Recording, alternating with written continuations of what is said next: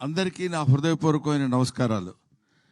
సహకుటుంబానాం అంటే మన కుటుంబ సభ్యులందరికీ నా హృదయపూర్వకమైన నమస్కారాలు, పాదాభివందనాలు తెలియజేస్తున్నాను.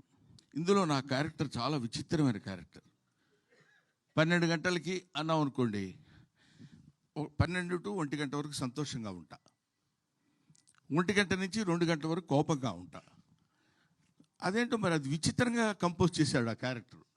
ఆ టైంలో ఎవరైనా వచ్చినప్పుడు వాడు ఏ వార్త తెచ్చినా సరే నా మూడ్ని బట్టి నేను మాట్లాడతాను.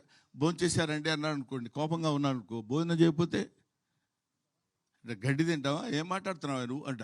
అది మంచి మాట కదా సార్ అనే దాని మీద ఒక అద్భుతమైనటువంటి క్యారెక్టర్ ప్లే చేసి నాకు అది వినిపించి పడేశారు నన్ను.